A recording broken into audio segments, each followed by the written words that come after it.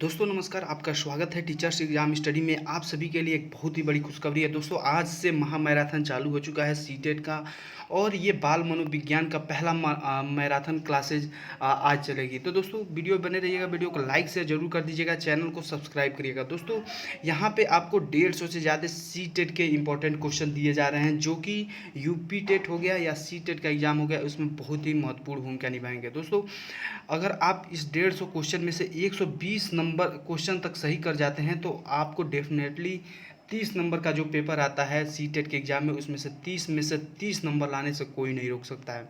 तो दोस्तों वीडियो को पूरा देखिएगा, अंत तक देखिएगा। और ये क्वेश्चन आपको पेडागोजी और फैक्ट से आधारित होंगे। कुछ क्वेश्चन यूपी टेट के भी उठा लिए हैं जो पेडागोजी से हैं, कुछ एमपी टेट के भी पेडागोजी के क्वेश्चन हैं, और सी टेट के जो भी 2011 से लेकर 2019 तक जो भी पेपर हुआ है सारा इंक्लूडेड है। तो वीडियो बहुत ही मज़ेदार होने वाली है, वीडियो को लाइक शेयर जरूर करिएगा। फर्स्ट क्वेश्चन से हम लोग देखेंगे आज कि बच्चों के सीखने की प्रक्रिया में उनके माता पिता की क्या भूमिका होनी चाहिए। नकारात्मक होनी चाहिए, अग्रमुखी होनी चाहिए, सहानुभूतिपूर्ण होना चाहिए या तटस्थ होनी चाहिए। तो दोस्तों सीटेट जो अपना पेपर बनाता है वो बच्चों बाल केंद्रित शिक्षा पे आधारित बनाता है और एनसीएफ को ध्यान में रखकर बनाता है। तो एनसीएफ क्या कहता है कि एनसीएफ कहता है कि जो बच्चे होते हैं वो सीखते हैं तो उनके माता पिता होते हैं उनको अग्रमुखी भूमिका निभाना चाहिए। यानी बच्चे को आगे आकर उसके जो समझ है उसको विकसित करना चाहिए कि आपको इस डायरेक्शन में जाएंगे बच्चे, आप इस डायरेक्शन में चलिए तो आप अच्छा कार्य कर सकते हैं, तो उनको अग्रमुखी भूमिका निभाना चाहिए। चलिए 84 नंबर क्वेश्चन है कि वह कौन सा स्थान है जहाँ बच्चे का संज्ञानात्मक विकास सबसे बेहतर तरीके से परिभाषित किया जा सकता है। खेल का मैदान, विद्यालय और कक्षा का पर्यावरण, सभागार या घर। दोस्तों अपना क्वेश्चंस का आंसर जो है नीचे कमेंट बॉक्स में जो है देते रहिएगा। जो भी आपका आंसर है, जो भी क्वेश्चन हम लोग दे रहे हैं उसका आंसर नीचे कमेंट बॉक्स में देते रहिएगा, और वीडियो को लाइक से जरूर करिएगा। चलिए तो इसका जो है खेल का मैदान, विद्यालय एवं कक्षा का पर्यावरण, सभागार और घर। तो दोस्तों जो बच्चे होता है उसके संज्ञानात्मक विकास को सबसे बेहतर तरीके से जो परिभाषित करने का स्थान है वो कहाँ है? विद्यालय और पर्यावरण। पर्यावरण का तात्पर्य क्या है कि आप अपने पास पड़ोस, अपने घर में भी बच्चे के संज्ञानात्मक विकास को परिभाषित कर सकते हैं, और जो विद्यालय होता है वो एक बेहतर माध्यम होता है बच्चे के संज्ञानात्मक विकास को प्रभावित करने का।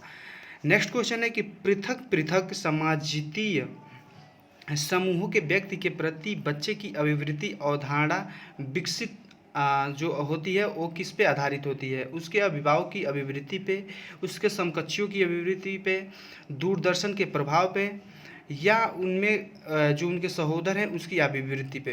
तो इसका जो आंसर होने वाला है ये हो जाएगा उनके अभिभावकों की अभिवृत्ति पे आधारित होती है। दोस्तों हम लोग 150 से ज़्यादा क्वेश्चंस को देखेंगे, तो थोड़ा हम लोग आज की वीडियो जो है फास्ट देखेंगे, थोड़ा स्पीड में देखेंगे, तो इससे आपको कोई प्रॉब्लम नहीं होने वाला है। आप जो भी आंसर होगा उसका कमेंट नीचे कमेंट बॉक्स में दीजिएगा।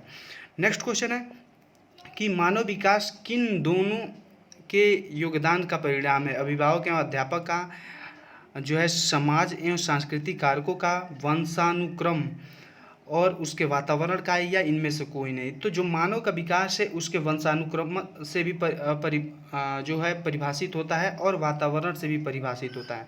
तो इसका जो आंसर हो जाएगा वो सी हो जाएगा, वंशानुक्रम और जो है वातावरण। नेक्स्ट क्वेश्चन है कि प्राथमिक विद्यालयों में बालकों के लिए निम्न में से किसे बेहतर मानते हैं? तो वीडियो अनुरूप मानते हैं, प्रदर्शन के अनुरूप मानते हैं, स्वयं के द्वारा किया गया अनुभव, या ये सभी। तो दोस्तों इसका जो आंसर हो जाएगा सी हो जाएगा, स्वयं के द्वारा जो किया गया अनुभव होता है वो प्राथमिक स्तर पर बालकों के लिए सबसे बेहतर माना जाता है। प्राथमिक स्तर पर बालकों के लिए ये होता है कि जो भी कार्य दिया जाता है उसमें बच्चे की भागीदारी स्वयं हो, बच्चे स्वयं खुद उस कार्य को करें और उसका अनुभव प्राप्त करें। चलिए नेक्स्ट क्वेश्चन है कि विद्यार्थियों को अच्छे मानसिक स्वास्थ्य को बनाए रखने के लिए निम्न में से कौन सा तरीका अधिक महत्वपूर्ण है? स्वशैक्षिक क्रियाओं का प्रावधान, अभिव्यक्ति की स्वतंत्रता, रुचियों की भिन्नता, या अध्यापक की भूमिका एवं विद्यालय वातावरण। तो इसमें देखिए, इसमें क्वेश्चन में साफ पूछ रहा है कि उसके मानसिक स्वास्थ्य, अच्छे मानसिक स्वास्थ्य की बात कर रहा है जो भी विद्यार्थी हैं। तो इसका आंसर क्या होगा कि अध्यापक की भूमिका एवं वातावरण का जब प्रभाव पड़ेगा तो बच्चे अच्छे तरीके से किसी भी कार्य को कर पाएंगे। और सबसे महत्वपूर्ण यही होता है कि अध्यापक बच्चे की भूमिका और विद्यालय के वातावरण पर सबसे ज़्यादा जोर दें। चलिए नेक्स्ट क्वेश्चन सीटेट 2011 से रिलेटेड है कि निम्न में से कौन सा सामाजिक मनोवैज्ञानिक आवश्यकताओं का संबंध नहीं है। सामाजिक मनोवैज्ञानिक की बात कर रहा है दोस्तों, इसको ध्यान में रख के आंसर करना है। तो सामाजिक अनुमोदन अथवा सराहना की आवश्यकता, संवेगात्मक सुरक्षा की आवश्यकता, शरीर के अवशिष्ट पदार्थों को नियमित रूप से बाहर निकालना या सानिध्य की आवश्यकता। तो इस क्वेश्चंस का जब हम लोग जो है विकल्प देखते हैं तो इसमें देखिए यहाँ पे भी सामाजिक चीज़ें आ रही हैं और यहाँ पे भी सामाजिकता की बात कर रहा है। तो जब इस क्वेश्चन में सामाजिकता की बात कर रहा है और यहाँ पे पूछ रहा है कौन सा नहीं है, तो इसका जो आंसर हो जाएगा सी हो जाएगा कि हमारे जो शरीर में अपशिष्ट पदार्थ है उसको बाहर निकलना, ये हमारे सामाजिकता से संबंध नहीं रखता है। नेक्स्ट क्वेश्चन है कि विद्यार्थियों को विद्यालय में खेलना क्यों उचित है। यह उनके शारीरिक रूप से सशक्त बनाएगा, या शिक्षकों को काम का आसान करेगा, या उसके समय बिताने में आवश्यक होगा, या यह सहयोग और संतुलन का विकास करेगा। तो जब बच्चे विद्यालय में खेलते हैं तो क्या करते हैं कि एक दूसरे से सहयोगात्मक व्यवहार करते हैं, उनके शरीर की जो हड्डियाँ होती है वो भी मजबूत होती है, वो शारीरिक और मानसिक रूप से भी स्वस्थ होते हैं। तो इसलिए जो है बच्चे को खेलना उचित होता है। तो यह सहयोग और शारीरिक संतुलन का विकास करता है। नेक्स्ट क्वेश्चन है कि जिस प्रक्रिया में व्यक्ति दूसरे के व्यवहार को देखकर सीखता है न कि प्रत्यक्ष अनुभव से, क्या कहा जाता है। तो इसे क्या कहते हैं, सामाजिक अधिगम, अनुबंधन, प्रायोगिक अधिगम या आकस्मिक अधिगम। तो अगर किसी के व्यवहार को अगर देख के सीखना होता है तो उसे हम लोग क्या कहते हैं, सामाजिक अधिगम। सामाजिकता क्या है कि सामाजिकता के द्वारा हम एक दूसरे, जैसे माता पिता के व्यवहार को देख कर सीखते हैं, भाई बहन के व्यवहार को देख कर कोई बच्चा सीखता है, तो ये सामाजिक अधिगम के अंतर्गत आता है।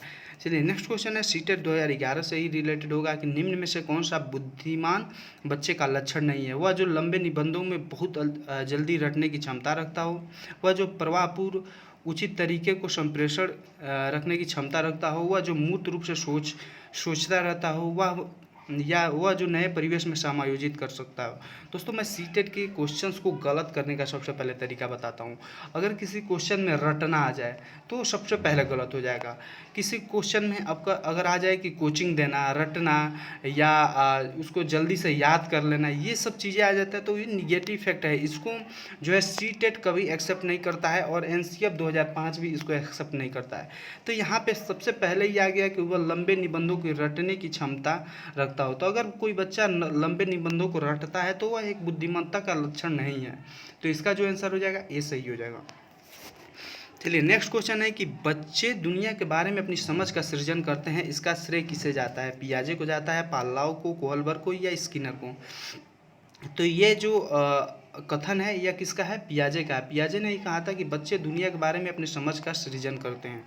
चलिए नेक्स्ट क्वेश्चन है कि परिवार एक क्या है, साधन है अनौपचारिक शिक्षा का, औपचारिक शिक्षा का, दूरस्थ शिक्षा का या गैर शिक्षा का। तो दोस्तों परिवार जो होता है एक अनौपचारिक शिक्षा का साधन है। परिवार के द्वारा भी हम लोग जो है चीज़ें को सीखते हैं। अनौपचारिक शिक्षा क्या होता है कि अगर अपने माता पिता, भाई बंधु, समाज से जो भी शिक्षा होती है, अगर उस शिक्षा से कोई बच्चा कुछ सीख रहा है तो उसे हम लोग क्या कहते हैं, अनौपचारिक शिक्षा, इनफॉर्मल एजुकेशन कहते हैं। और फॉर्मल एजुकेशन क्या होता है, औपचारिक शिक्षा क्या होता है कि औपचारिक शिक्षा में विद्यालय के द्वारा जो भी चीज़ें सिखाई जाती है उसमें निर्धारित पाठ्यक्रम होता है, उसका जो है सिलेबस भी निर्धारित होता है और उसमें जो पढ़ाने की विधियाँ है वो भी निर्धारित होती हैं। तो वो क्या होता है, औपचारिक शिक्षा होता है। और दूरस्थ शिक्षा क्या होता है कि डिस्टेंस लर्निंग, जो हम लोग अभी जो पढ़ाई कर रहे हैं, हम घर पे हैं और आप अपने घर पे हैं, यहाँ से पढ़ाई कर रहे हैं, तो ये दूरस्थ शिक्षा होता है। तो परिवार क्या है, एक साधन है अनौपचारिक शिक्षा का। चलिए नेक्स्ट क्वेश्चन है कि एक शिक्षक विद्यार्थियों में सामाजिक मूल्यों का विकास कर सकता है किसके द्वारा। महान व्यक्तियों के बारे में बोलकर, अनुशासन और अनुभूति को विकसित करके, आदर्श रूप से बर्ताव करके या इनमें अच्छी कहानी सुनाकर। तो जो बच्चों को सामाजिक मूल्यों को विकसित करना है तो उनको अच्छी कहानियाँ सुनाएंगे तो उससे थोड़े उनका विकास होगा। उनको अनुशासन और की अनुभूति अगर विकसित कर देंगे तो उससे भी उनके सामाजिक मूल्यों को का जो है विकास नहीं हो सकता। बच्चे के आदर्श रूप से व्यवहार करिए, उसको आदर्श रूप से व्यवहार करना सिखाइए, यही क्या है, सामाजिक मूल्यों को विकसित करना होता है। चलिए नेक्स्ट क्वेश्चन है कि कृतिका अक्सर अक्सर घर में ज़्यादा बात नहीं करती है, लेकिन विद्यालय में काफ़ी बात करती है। यह क्या दर्शाता है? विद्यालय हर समय बच्चों को खूब बात करने का अवसर देता है। शिक्षकों की यही मांग होती है कि बच्चे विद्यालय में खूब बात करें। कृतिका को अपने घर में बात करने की जो है पसंद नहीं करती है, या उनके विद्यालय में उसके विचारों की मान्यता मिलती है। तो दोस्तों, अगर कोई बच्चा है और अपने घर में बात नहीं करता है और वो विद्यालय में ज़्यादा बात करता है, तो विद्यालय में उसके जो विचार हैं उसको मान्यता मिलती है, उसके विचारों को कहने की मान्यता मिलती है। वो अपने विचार को टीचर्स के द्वारा टीचर्स को कहता है, बच्चों को कहता है, तो वहाँ पे बच्चे हैं कुछ ज़्यादा बात करते हैं। तो इसका आंसर जो हो जाएगा डी सही हो जाएगा।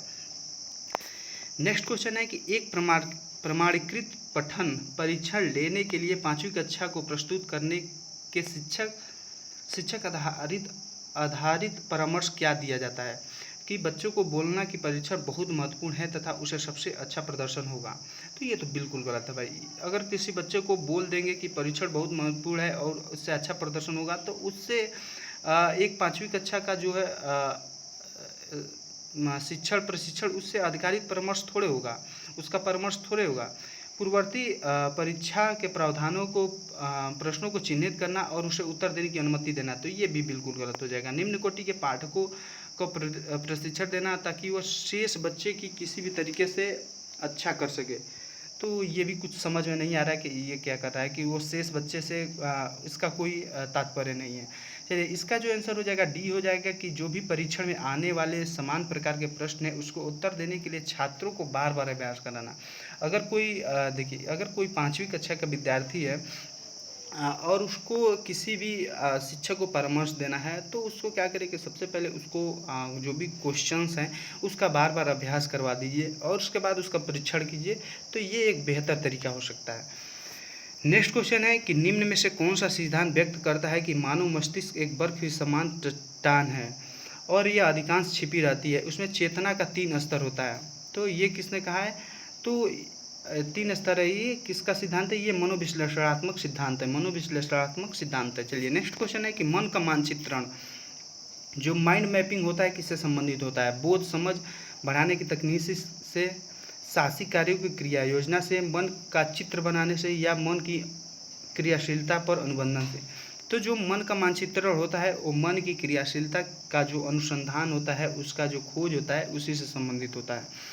नेक्स्ट क्वेश्चन है डॉट डॉट डॉट दिया है, एक अभिप्रेरित शिक्षण का संकेतक माना जाता है कक्षा एवं अधिकतम उपस्थिति, शिक्षक द्वारा किया गया उपचारात्मक कार्य, विद्यार्थियों द्वारा प्रश्न पूछना, या कक्षा को एकदम खामोशी। तो दोस्तों, अगर किसी कक्षा में अधिकतम उपस्थिति है तो उसको अभिप्रेरित शिक्षक थोड़े माना जाएगा।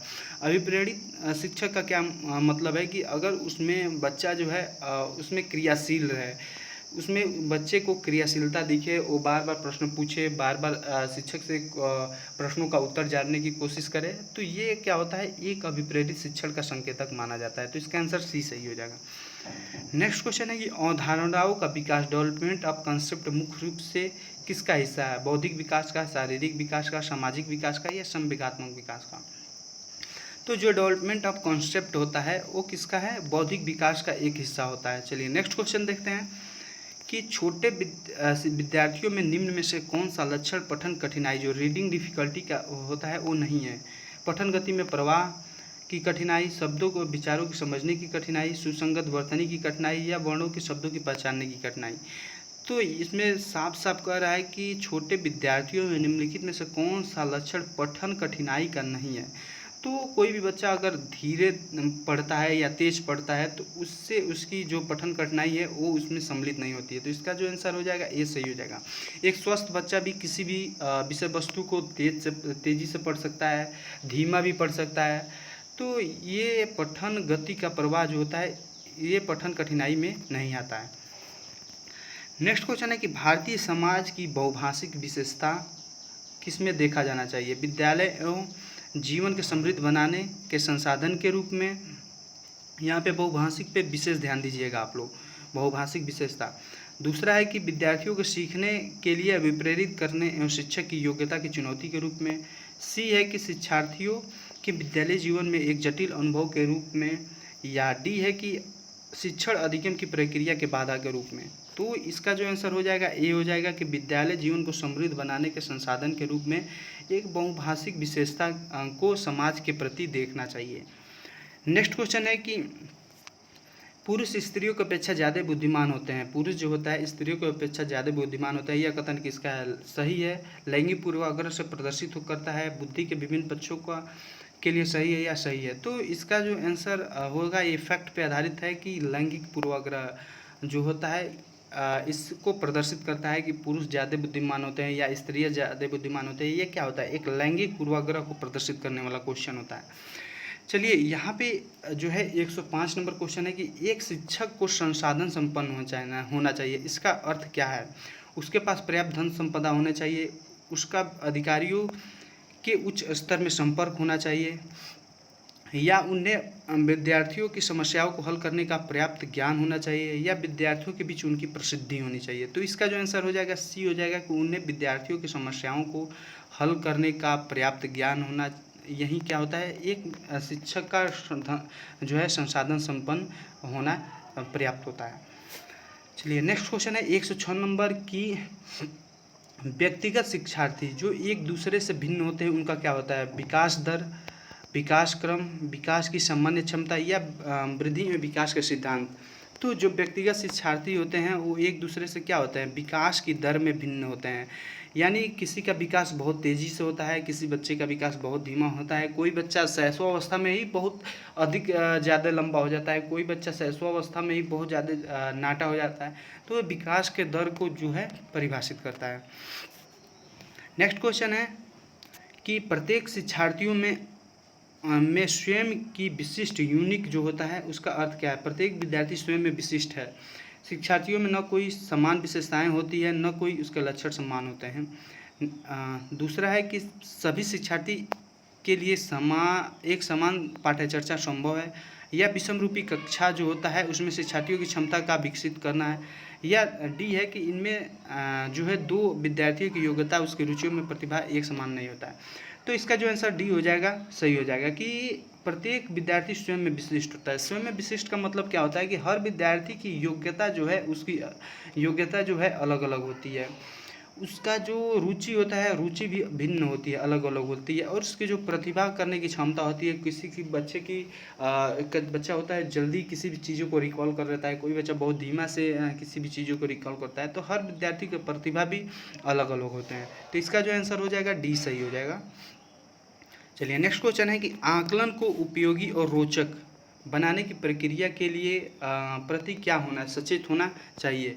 तो अलग अलग विद्यार्थियों की तुलना करना, विद्यार्थियों को बुद्धिमान और औसत विद्यार्थियों की उपलब्धि देना, या शैक्षिक व सशैक्षिक क्षेत्रों में विद्यार्थियों को सीखने की जानकारी प्राप्त करने के विविध तरीकों का प्रयोग करना। तो इसका आंसर जो है सी सही लग रहा है कि जो आकलन का उपयोगी और रोचक तथ्य है उसमें शिक्षक शैक्षिक जो क्षेत्र होता है, सशैक्षिक क्षेत्र होता है, उसमें विद्यार्थियों के बारे में सीखने के विविध तरीकों का प्रयोग किया जाता है। नेक्स्ट क्वेश्चन सीटेट 2011 से ही रिलेटेड होगा कि बच्चों का मूल्यांकन होना चाहिए बोर्ड परीक्षा के द्वारा, सतत एवं व्यापक मूल्यांकन के द्वारा, गृह परीक्षा के द्वारा, या लिखित एवं मौखिक परीक्षा के द्वारा। तो बच्चे जो होते हैं उसका मूल्यांकन सतत एवं व्यापक मूल्यांकन के द्वारा ही किया जाना चाहिए। चलिए नेक्स्ट क्वेश्चन है कि सतत एवं व्यापक मूल्यांकन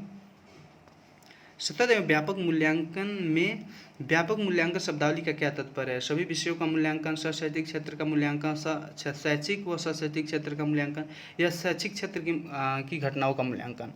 तो सतत एवं व्यापक मूल्यांकन जो होता है उसमें शैक्षिक एवं सशैक्षिक क्षेत्र होता है उसी का मूल्यांकन करते हैं। तो इसका जो आंसर हो जाएगा सी सही हो जाएगा।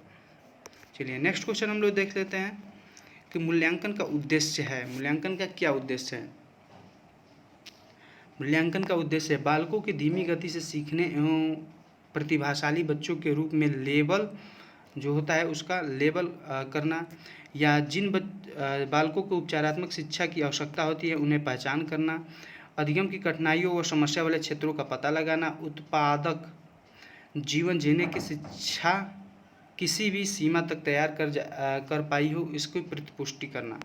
तो इसका जो आंसर हो जाएगा वो डी सही हो जाएगा कि उत्पादक जीवन को जीने लिए किसी भी शिक्षा को सीमा तक तैयार करना एवं प्रतिपुष्टि करना। चलिए नेक्स्ट क्वेश्चन हम लोग देख लेते हैं कि कक्षा में जो विद्यार्थी प्रश्न पूछते हैं उन्हें क्या करना चाहिए? कक्षा में मिलने वाले शिक्षक की सलाह दी जानी चाहिए, कक्षा के परिचर्या को प्रोत्साहित किया जाना चाहिए, लगातार प्रश्न पूछने के लिए प्रोत्साहित करना चाहिए या उत्तर ढूंढने के लिए प्रोत्साहित करना चाहिए। तो जो भी विद्यार्थी कक्षा में ज़्यादा प्रश्न पूछते हैं उन्हें चर्चा में भाग लेने के लिए प्रोत्साहित करना चाहिए। ये एक बहुत ही बेहतर तरीका होता है किसी भी शिक्षण को संज्ञानात्मक विकास के लिए। चलिए नेक्स्ट क्वेश्चन हम लोग देख लेते हैं इसी क्रम में कि कक्षा में विद्यार्थियों की रुचि बनाए रखने के लिए एक शिक्षक को क्या है कि उसके सैंपल का प्रयोग करना चाहिए, चर्चा करना चाहिए, कहानी कहना चाहिए या प्रश्न पूछना चाहिए। तो किसी भी विद्यार्थी को किसी भी सब्जेक्ट में रुचि बनाए रखने के लिए उसको बार बार प्रश्न पूछते रहिए। यही क्या होता है, एक शिक्षक का उचित मार्गदर्शन होता है। नेक्स्ट क्वेश्चन है कि उपलब्धि अभिप्रेरक के संबंध में निम्न में से कौन सा कथन सही है? उपलब्धि अभिप्रेरक जीवित रहने के लिए आवश्यक है, यह व्यक्तिगत क्षमताओं की संतुष्टि एवं महत्वपूर्ण उपलब्धियों का प्रेरक को विकास के लिए कहा जाता है, या यह व्यक्तियों के माध्यम से प्रतियोगिता पर बल दिया जाता है, या उपयुक्त सभी। तो इसका जो आंसर हो जाएगा डी हो जाएगा, उपयुक्त सभी। चलिए नेक्स्ट क्वेश्चन है कि दबाव को कम करने के लिए परीक्षाओं में सफलता के लिए क्या आवश्यक है?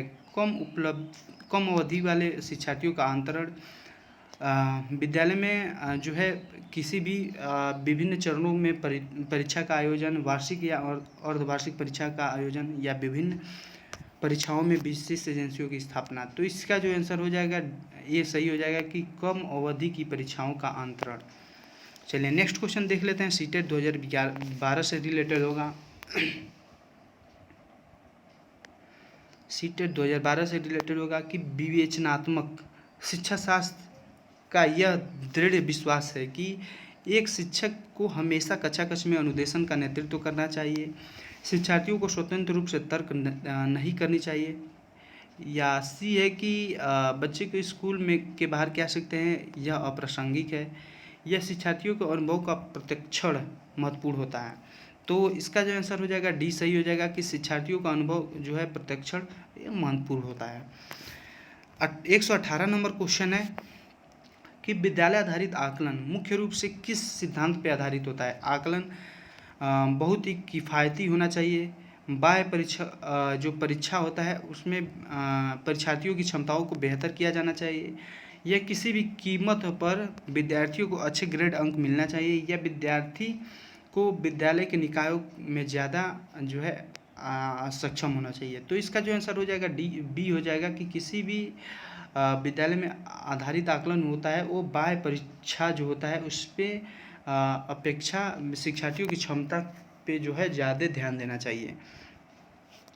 नेक्स्ट क्वेश्चन है कि वाइगोत्स्की बच्चे के सीखने की किस कारक पर महत्वपूर्ण भूमिका देते हैं? सामाजिक कार्यों पे, अनुवांशिक, नैतिक और शारीरिक। तो जो वाइगोत्स्की है वो किस पे सबसे ज़्यादा भूमिका देते हैं? सामाजिक अंतःक्रिया पे, ज़्यादा भूमिका देते हैं। नेक्स्ट क्वेश्चन है कि एक शिक्षिका अपने आप से कभी भी प्रश्न के उत्तर नहीं देती है, वह अपने विद्यार्थियों को उत्तर देने के लिए समूह चर्चाएं और सहयोगात्मक अधिगम अपनाने के लिए प्रोत्साहित करती है। यह उपागम किस सिद्धांत पर आधारित है? सक्रिय भागीदारी पे, अनुदेशन भागीदारी पे, या अच्छा उदाहरण प्रस्तुत करने की भागीदारी पे, या सीखने की तत्परता पे। तो अगर कोई शिक्षिका है वह कोई भी उत्तर अपना नहीं देती है लेकिन बच्चों से समूह चर्चा करवाती है और उसको उत्तर देने के लिए प्रोत्साहित करती है, तो यह सक्रिय अनुकूलन जो सक्रिय भागीदारी होता है उसको प्रदर्शित करता है। नेक्स्ट क्वेश्चन है कि राज्य स्तर पर एकल गायन प्रतियोगिता के लिए विद्यार्थियों को तैयार करते समय एक विद्यालय लड़कियों को वरीयता देता है, यह दर्शाता है लैंगिक पूर्वाग्रह को। ये तो फैक्ट वाला क्वेश्चन है, यह किसको दर्शाता है? लैंगिक पूर्वाग्रह को। चलिए नेक्स्ट क्वेश्चन है कि जब एक बच्चा फेल होता है तो इसका क्या तात्पर्य है? बच्चा पढ़ाई के लिए योग्य नहीं है, बच्चे को उत्तर देने का तरीका नहीं है, बच्चे में प्राइवेट ट्यूशन लेना चाहिए, या व्यवस्था फेल हुई है। तो इसका जो आंसर होगा डी सही हो जाएगा कि अगर कोई बच्चा फेल होता है तो इसका तात्पर्य यही है कि उसकी व्यवस्था जो है फेल हो चुकी है। नेक्स्ट क्वेश्चन है कि निम्नलिखित में से कौन सा वस्तुनिष्ठ प्रश्न है? निबंधात्मक प्रश्न, लघु उत्तरात्मक प्रश्न, मुक्त उत्तर वाला प्रश्न, या सत्य या असत्य प्रश्न। तो जो वस्तुनिष्ठ प्रश्न होता है वो क्या होता है? सत्य व असत्य वाले प्रश्न जो होता है वही वस्तुनिष्ठ प्रश्न होता है। निम्न में से कौन सा प्रगतिशील शिक्षा जो प्रोग्रेसिव एजुकेशन होता है उसकी विशेषता है? समय सारणी पे बैठने की व्यवस्था का लचीलापन जो फ्लेक्सिबल होना चाहिए, केवल प्रस्तावित पाठ्यपुस्तकों पर आधारित अनुदेशन, परीक्षाओं को अच्छे अंक प्राप्त करने पर बल, या बार बार ली जाने वाली परीक्षाएं। तो अगर किसी भी क्वेश्चन में केवल शब्द आ जाए तो बिल्कुल गलत हो जाता है। किसी भी एक डायरेक्ट फैक्ट पे सीटेट अपने उत्तर को नहीं रखता है। और अगर किसी बच्चे के अच्छे अंक प्राप्त करने के लिए ज़्यादा बल दिया जाए, ये भी एनसीएफ 2005 विरोध करता है। और बार बार अगर किसी भी चीज़ की परीक्षा ले जाए, ये भी एक निगेटिव फैक्ट होता है। लेकिन इसका जो आंसर हो जाएगा ए हो जाएगा, ए सही हो जाएगा कि समय सारणी और बैठने की व्यवस्था का लचीलापन जो होता है, यह क्या होता है? एक प्रगतिशील शिक्षा की विशेषता है। नेक्स्ट क्वेश्चन है कि पियाजे के संज्ञानात्मक विकास के चरणों के अनुसार इंद्रियगामक अवस्था निम्न में से कौन सा है? सामाजिक मुद्दों का सारोकार, अनुकरण और स्मृति की अवधारणा का निरूपण, या तार्किक रूप से समस्या का समाधान की योग्यता, या विकल्पों के निर्वाचन की विशेषण की योग्यता। तो इसका जो आंसर हो जाएगा ये सही हो जाएगा, अनुकरण और स्मृति के निरूपण की व्यवस्था। चलिए नेक्स्ट क्वेश्चन है कि कोहल वर्ग के अनुसार छोटे विद्यार्थियों को कक्ष में समवयस्कों को अंतःक्रिया करने के लिए प्रोत्साहित करना चाहिए। यह क्या है?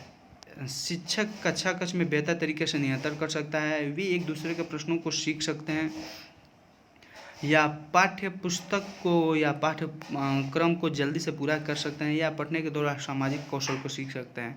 तो इसका जो आंसर हो जाएगा डी सही हो जाएगा कि समवयस्कों के साथ अंतःक्रिया करना है। तो समवयस्कों के साथ जब अंतःक्रिया होगा तो बच्चे सामाजिक कौशल को भी सीखेंगे। 128 नंबर क्वेश्चन है कि जब एक निर्योग बच्चा डिसेबल चाइल्ड पहली बार विद्यालय में आता है तो शिक्षक को क्या करना चाहिए? बच्चे का प्रवेश परीक्षा लेना चाहिए, एनसीएफ 2005 विरोध करता है। उसे अन्य विद्यार्थियों से अलग रखना चाहिए, एनसीएफ 2005 इसका विरोध करता है। सरकारी योजनाओं, यह तो बिल्कुल गलत हो जाएगा, किसी भी योजना को नहीं लेना चाहिए। बच्चे की निरोगता के अनुसार उसके विशेष विद्यालय में भेजने का प्रस्ताव देना चाहिए। तो इसका आंसर डी सही हो जाएगा। 129 नंबर क्वेश्चन है कि निम्नलिखित में से कौन सा समस्या समाधान का मनोवैज्ञानिक पद्धति का पहला चरण है? परिकल्पना का निर्माण, परिकल्पना का परीक्षण, समस्या के प्रति जागरूकता, या प्रासंगिक जानकारी को एकत्र करना। तो इसका जो आंसर हो जाएगा सी सही हो जाएगा, किसी भी समस्या के प्रति जागरूकता। 130 नंबर क्वेश्चन है कि मानव व्यक्तित्व का परिणाम है केवल अनुवांशिकता का, पालन पोषण और शिक्षा का, अनुवांशिकता और वातावरण की अंतःक्रिया का, या केवल वातावरण का। तो इसका जो आंसर हो जाएगा अनुवांशिकता और वातावरण की अंतःक्रिया का। नेक्स्ट क्वेश्चन है कि जब एक बच्चा कार्य करते हुए उबने लगता है तो यह किस बात का संकेत है? बच्चे को अनुशासित करने की आवश्यकता है, उस संभवतः कार्य यांत्रिक रूप से बार बार हो रहा है, बच्चा बुद्धिमान नहीं है, बच्चे में सीखने की योग्यता नहीं है। चलिए तो इसका जो आंसर हो जाएगा बी हो जाएगा, संभवतः कार्य बार बार यांत्रिक रूप से हो रहा है। चलिए नेक्स्ट क्वेश्चन और लास्ट क्वेश्चन यही होने वाला है कि शिक्षा के संदर्भ में समाजीकरण का क्या तात्पर्य है? तो इसका जो आंसर हो सामाजिकरण वातावरण में अनुकूलन का समायोजन। और 133 नंबर क्वेश्चन देख लेते हैं कि निम्न में से कौन सा विकास का सिद्धांत है? तो विकास का जो सिद्धांत है कि सभी का दर एक समान नहीं होता है, बच्चे का विकास का दर जो है सभी का एक दर समान नहीं होता है। तो दोस्तों ये आज के कुछ क्वेश्चन है, करीब करीब हम लोग 50 क्वेश्चन के आसपास देख लिए हैं। तो नेक्स्ट मैराथन क्लास में और हम लोग 50 क्वेश्चन को देखेंगे। तो हम लोगों ने का टारगेट ये है कि सीटेट एग्ज़ाम से पहले 150 से ज़्यादा क्वेश्चंस को देख लें। तो मिलते हैं नेक्स्ट वीडियो में, तब तक के लिए इजाज़त दीजिए, नमस्कार। और वीडियो को लाइक से जरूर करिएगा, चैनल को सब्सक्राइब करिएगा। चलिए नमस्कार।